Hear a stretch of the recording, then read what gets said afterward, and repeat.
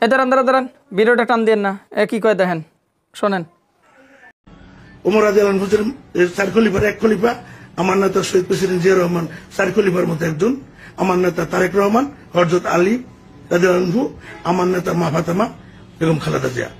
বাংলাদেশ জিন্দাবাদ। আল্লাহ হাফেজ, সবাই ভালো থাকবেন। আসসালাম। নাউজুবিল্লাহ, আস্তাগফিরুল্লাহ। আচ্ছা, এরা গাঁজা দিল কেটো আপনি জানেন?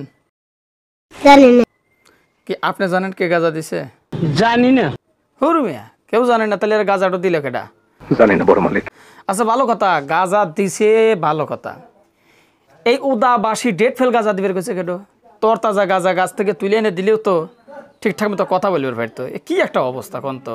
এসব বালসাল বিএনপির নেতাকর্মীরা আপনারা এসব বালসাল ছাঁটাই করেন, না হইলে কিন্তু বিএনপির মান ইজ্জত ধুলোয় মিশে যাবে। A few moments later. চারটা খলিফা ছিল ইসলামের, হজরত আবু বকর, হজরত ওমর, হজরত আলী, হজরত ওসমান। এই চারি খলিফার মধ্যে একজন ছিল হজরত ওমর ফারুক রাদিয়াল্লাহু তাআলা আনহু। ইনি হজরত ওমর ফারুক রাদিয়াল্লাহু তাআলা আনহুকে প্রেসিডেন্ট জিয়াউর রহমানের সাথে তুলনা করতেছে। আচ্ছা, ভালো কথা। দ্বিতীয় নাম্বার হলো মা ফাতেমা বানাইতেছে হলো বেগম খালেদা জিয়াকে, এবং তারেক রহমানকে বানাইতেছে কে জানেন? হজরত আলী। আচ্ছা, হজরত আলী এবং মা ফাতেমার সম্পর্ক কী ছিল বলেন তো? হজরত আলী ছিল স্বামী, মা ফাতেমা ছিল স্ত্রী। আর এদিকে হজরত আলী বানাইতেছে তারেক রহমানকে, আর মা ফাতেমা বানাইতেছে হলো খালেদা জিয়াকে। এখন আপনারাই বলুন, বাংলাদেশের যে তারেক রহমান এবং খালেদা জিয়া, এদের সম্পর্কটা কি? মা এবং ছেলে। আর হজরত আলী এবং ফাতেমার সম্পর্কটা ছিল কি? স্বামী স্ত্রী। মানে এদের গাঁজা দেয় কেটা ভাই? ওদাবাসী এই ডেট ফেল গাঁজাগার দেয় কেটা? এসব বালসাল যদি আপনারা দল থেকে না সরান, দলের 12টা বাজায় দেবি। মানে কত ডেট ফেল গাঁজা খাইলে এবং কয় পুরো গাঁজা খাইলে এ ধরনের কথা মুখ দিয়ে বাইর হয়। এ কী রে শালার, পাগল না কি রে? হ্যাঁ, এ শালার পাগল নাকি? এগুলো ধরে আপনারা পাবনা ভর্তি হলেন না কিসের লেগে? বিএনপির মধ্যে কিছু কিছু পাগল জন্ম নিতেছে। এই যে ফজলুর রহমান বাবু আলেমোলামাদেরকে নিয়ে এমন কিছু কথাবার্তা বলে ফেলাইছে। মানে এরা বুঝা দিতেছে যে আমরা যদি ক্ষমতায় আসি, নিশ্চিত আওয়ামী লীগের লোকেরা তো আওয়ামী লীগ শাসন আমলে তো আলেমদের ধরে ধরে লিয়া মনে করেন যে গুম করছে, ধরে ধরে জেলখানার মধ্যে হাজাত হইছে, আর আমরা এমন কাম করবো তোরা খুঁজেই পাবুলাই। এগারে এই চরিত্র দ্বারা প্রমাণ করতেছে। মানে কি এগুলো ভাই? আমি বিএনপির যে সমস্ত দলীয় নেতাকর্মীরা রয়েছেন, কেন্দ্রীয় নেতাকর্মীরা যারা রয়েছেন, এই পাগল ছাগল আপনারা দল থেকে হটান, নাইলে কিন্তু দলের 12টা বাজায় ফেলাইবে। ছোটোবেলা থেকে আমার মনে পড়ে, যখন ছোট্ট ছিলাম তখন আমার বাবা, মা, দাদা, দাদি এরা ধানের শীষ বা জিয়াউর রহমান, প্রেসিডেন্ট জিয়াউর রহমানকে ভালোবাসতো।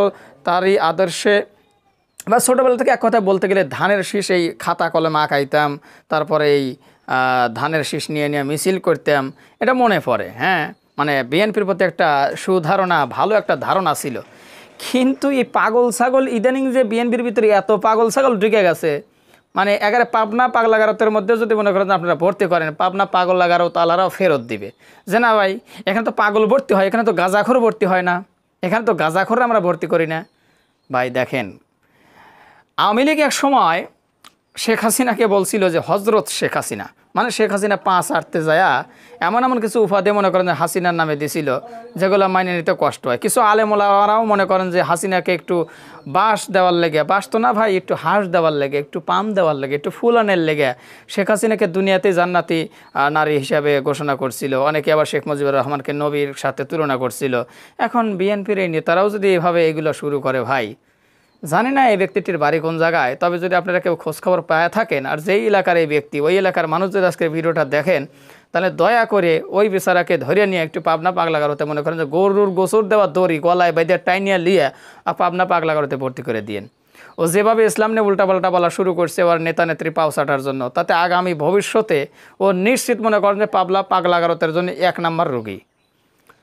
জানি অনেকে কষ্ট পাইছেন, বিএনপির নামে আমি দুর্নাম করতেছি না, বিএনপিকে উদ্দেশ্য করে বলছি এই পাগল ছাগল সরান, কারণ আপনাদের দলের একটা ভালো সুনাম আছে, নাম আছে। এই পাগল ছাগল যদি থাকে, মান ইজ্জত কোন জায়গায় মিশবি, দুলোর ভিতর মিশলে ওই দুলো শাক না দিয়ে চাইলেও মানে যদি তার খুঁজে পাবেন না। ভিডিওটা শেয়ার করে দিন, মতামতটা এখন আপনারা কমেন্ট বক্সে জানান। আর যে পেজ থেকে ভিডিওটা দেখছেন, প্রতিনিয়ত সকল প্রকার গরম খবর, নিউজ এবং আপডেট বিষয় নিয়ে আলোচনা পেতে বা মাঝে মধ্যে কমেডি ভিডিও পেতে আমাদের এই কমেডি বাজার পেজটি ফলো করে আমাদের সাথে থাকুন। ধন্যবাদ।